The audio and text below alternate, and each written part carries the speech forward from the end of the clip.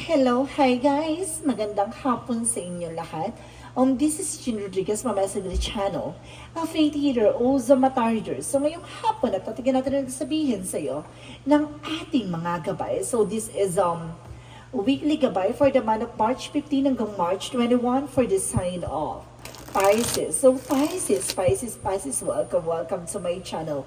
Ano kayang messages, advices ng spirit guides ang ating masasaga for today's video? Kanino kayang energy o kaganapan sa buhay ng mga Pisces ang ating mahagilap? So guys, this reading is a general reading lamang. Hindi lahat makaka-resonate. Kunin lamang po makaka-relate sa inyo and comment down below kung kaninong energy ang ating nasagap. And of course, don't forget to like and subscribe my channel and hit the notification bell for more videos update. Kasi maraming salamat po sa mga walang sawang pagsuporta sa aking channel, lalo na yung hindi nag-i-skip ng ads. Naway pagpalain kayo ng Diyos at may kapal, siksik liglig na gumapaw na biyayang manong balik sa inyo. So let's see guys, ano kaya gusto sabihin sa iyo ng ating mga gabay. Angel Spirit Messages given information. Ano kaya gusto sabihin sa iyo ng ating mga Angel Spirit guides? Angel Spirit, please give me information po. So there's the High Priestess. So there's an hidden agenda or something secrets. And of course, hidden secrets. Okay, there's a hidden secrets. Okay, thank you. May mga bagay na parang malalaman mo. So, there's justice for a karma. So, maaaring malalaman mo na there's a karma is coming. So, there's a Six of Wands for a victory. So, maaaring matatagpumpayan mo na. No? Mapapagtagumpayan mo na. Or mananalo ka or kumbaga makukuha mo yung hustisya. So there's a Seven of Pentacles for harvest time. At the end of the time, kumbaga ipapanalo mo tong eksena to with the Wheel of Fortune. Kumbaga there's a turning event. Because a turning into your kumbaga turning to your favor. Maaaring umikot na yung kapalaran at sa'yo napapabor ang eksena. And of course, there's an information with the lovers, no? Kumbaga may love life. So, maaaring may involve ang love life dito. Maaaring makuha mo na at matagpuan mo na kung sino ang karapat-dapat sa'yo. So, let's see what is the High Priestess. The High Priestess is the judgment, a wake of call, or inner calling. So, maaaring, kumbaga, binibigyan ka ng sign or synchronicities or babala, no? Na mag-ingat ka kasi mayroong nakatagong plano or may mga bagay na mabubulgar na. So, let's see what is the Justice card for a King of Cups. So, there's a devoted and supportive person na magiging balanse at kumbaga magkakaroon na ng good karma for you. Maaaring matagpuan mo na tong tao na to or mayroong taong tutulong sa'yo. So, the Six of Wands is the Nine of Cups. So, there's an offer, a proposal, engagement na ipapanalo mo, no? So, let's see what is the Seven of Pentacles. So, there's the White Namen. So, ibig sabihin dito, there's a divine help, no? There's a divine timing. So, this is the moment na kung mag-harvest ka na. Ito na yung kabayaran sa lahat ng mga pinaggagawa mo. Because there's the Tower moment for a major changes coming in for you. Na iikot na yung kapalaran na maaaring papamor na talaga sa iyong sitwasyon. And the Queen of Pentacles is a bear of practicality pagdating sa love life and career. So let's see what is the High Priestess and the Judgment. What is the High Priestess and the Judgment? So there's a temperance for a perfect timing and healing. So maaaring kumbaga malaman mo na nga at maaaring kumbaga magdala sa ng kagalingan to at this is the moment para matuklasan mo, no? So let's see what is a Judgment and the King of Cups. So there's an Empress card. Kumbaga there's a revert. No? Magkakaroon ka na panibagong simula at panibagong buhay or panibagong eksena. No? Kumbaga there's an Empress for a revert, renewal, new beginning. So there's a Six of Wands and the Nine of Cups. So there's the Nine of Pentacles, a blossoming abundance. So maaring lalago at lalakas about sa finances mo.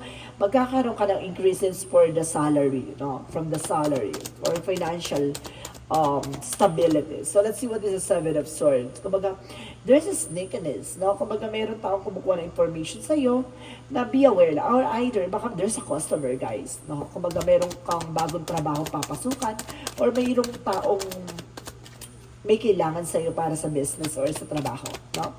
So let's see what is the Wheel of Fortune and of course the Tower moment. So there's the Chariot card. So there's an action.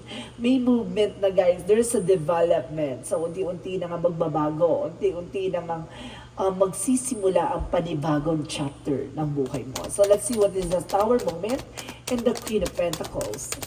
And of course there's the Eight of Pentacles. Focus sa trabaho mo. Focus ka sa ginagawa mo. Mag-focus ka sa love life mo. Ibig sabihin, maging balance ka.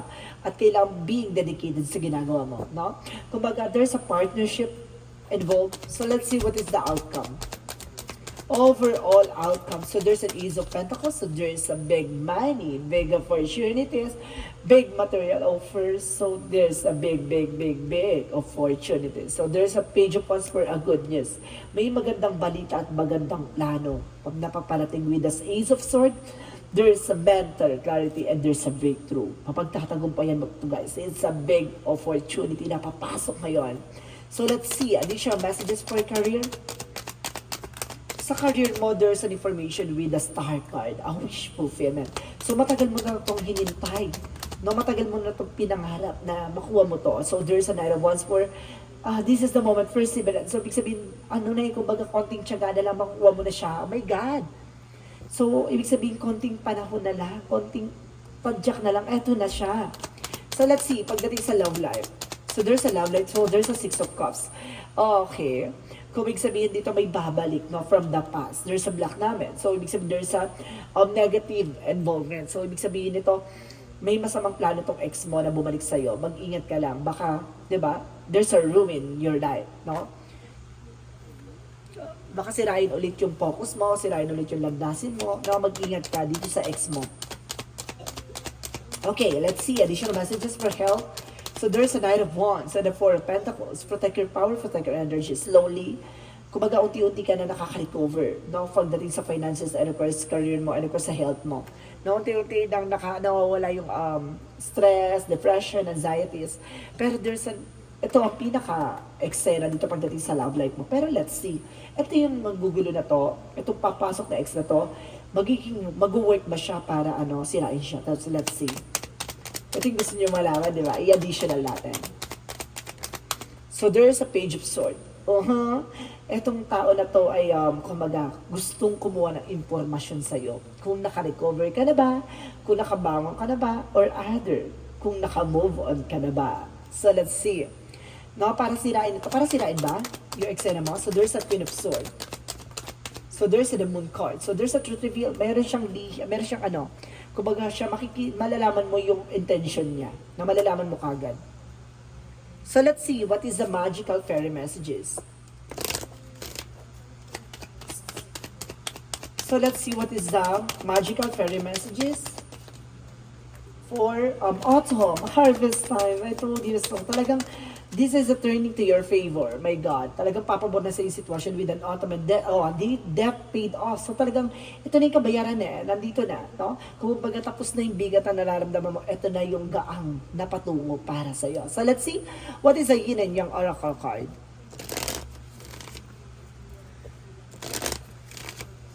For a yin and yang oracle card represent chemistry. No? Talagang, may chemistry kayong dalawa dito, yung person na tong kasama mo, or either yung makakasama mo. So, there's an avoidance. May mga bagay kang kailangan iwasan. Itong apology. Na mag-ingat ka, may hihingi ng tawad from the past. I told you, kaya pala there's something wrong na kailangan mong iwasan with the avoidance. So, there's a guardian protected. Pumalagaan at protection mo yung sarili mo. Nung babalik siya para linlangin ka. Mag-ingat ka, huwag kang marupok. So let's see what is additional messages for chakra messages. For the chakra naman, no? So there's a joy, happiness. Now there's a happiness and there's a passion, no? Gawin mo yung makakapagpasaya sa'yo. Gawin mo yung hilig mo, no? The more kasi na ginagawa mo yan, guys, the more ka nag-bloom. no? Pakita mo yung sigla at ganda ng sarili mong pagkatao, no? So let's see what is the Archangel Michael messages. Keep your eyes on your target and tension, no? Kumbaga kung ano ba talaga yung gusto mong plano or gusto mo talaga mangyari, tumutok ka doon, no? Huwag kang ma-discourage or huwag kang kumbaga, magulo sa mga nasa paligid mo. Tumutok ka sa kung ano ba talaga yung plano mo. So there's a guardian that protected, no? Pangalagaan at proteksyonan mo kung ano man yung pinangahawakan mo. And there's a positive thoughts, create a positive result. Always stay positive, no? Iwasan mo yung pag-iisip ng nega. Even yung mga taong susubok na yan, dead na. Basta umiwas ka na lang. So let's see what is the Moonology. So the emotional running high. So this is the moment na magiging emotional ka. It's like a parang tears of joy. So you're so very close to achieve your goal. Napakalapit mo na para matupad yung mga pangarap mo. Diba? And of course, sinasabi din dito guys, let's see, one more card. Expect the powerful change, no? Kumbaga may mga pagbabago magaganap dito na mangyayari na, no? Kaya mag-expect ka na. So, kasi nararamdaman mo na iba yung visions mo Nararamdaman mo na that there's something become wider and wider, para gano'n, no? And there's counseling, no? Kumbaga makinig ka sa something advices, kasi yan makakatulong sa'yo, no? Para maunawaan mo yung mga nangyayari behind your back. At the same time, there's a body works for massage, exercise, and of course, stretching for physical therapy. At the same time, there's a time to decide. So as of now, kailangan mo magdesisyon, no? Kailangan mong susundin ang puso mo sa pagdidesisyon. Let's see. What is an angel's answer? So, a year from now, ngayong taon na to, may mga bagay na huwag kang hihinto at kumbaga marunong ka humindi. Na huwag puro oo at oo. No? There's a no and don't stop.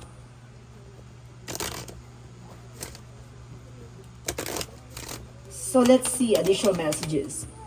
So, there's a all path led home. So, there's a turn your gaze within. So, see, talagang ibibigay sa'yo talaga kung ano talaga para sa'yo. Talagang binibigyan ka ng intuitions, no? Binibigyan ka ng, kumbaga, power para malaman mo. And there's an empathic starship for, wag mo tanggapin yung mga bagay na hindi sa'yo. Observing what not yours, no? So, let's see. What is Archangel Raphael? So, there's a second option. So, kailangan mo second opinion, guys, no?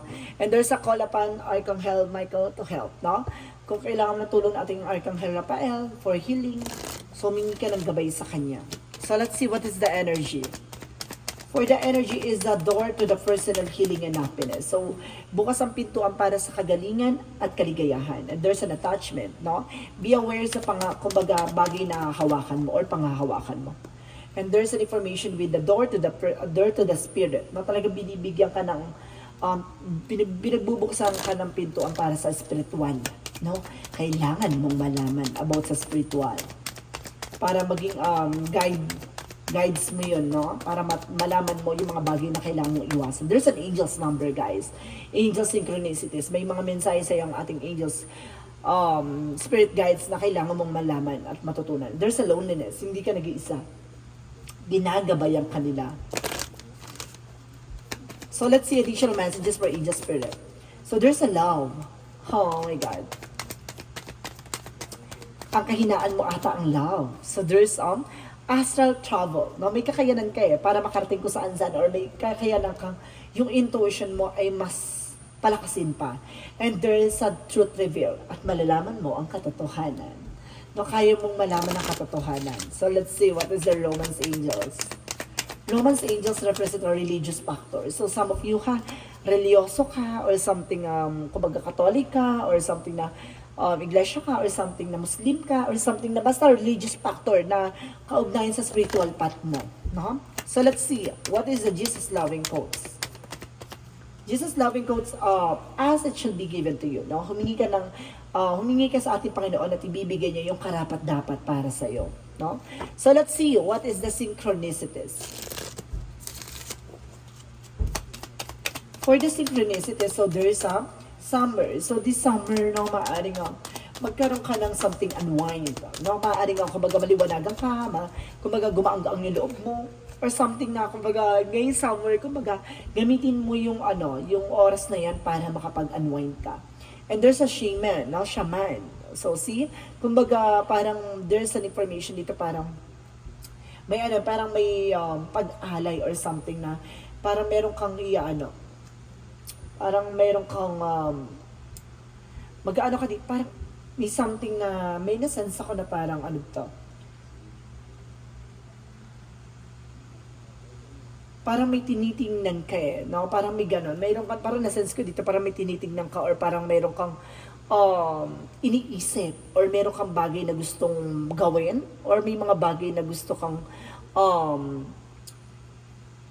hilingin. Parang ganon. Then of course, there's some information with spring. No? Kumbaga ngayong na to, kumbaga sinasabi sa'yo dito na kailangan mo talaga ng something forest, ganito talaga.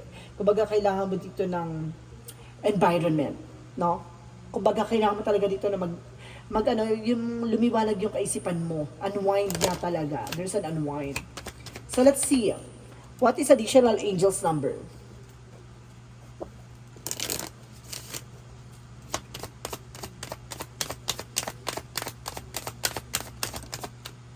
So, there's a 99. I am courageous. So, it's time to get to work on the realization of your soul visions in life. You have a higher purpose in life that is your and only yours to fulfill, unleash your true power. So see, meron talaga, there's a mission, soul mission. Talagang, guys, laking factor na there's a spiritual talaga, there's a missions talaga na kailangan mong matutunan at kailangan mong malaman.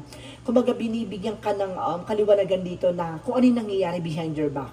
Na kaya, kumbaga, ini-encourage ka dito na kailangan mong mag-pay attention sa spiritual na mensahe ng ating mga gabay. So let's see, what is the messages of life?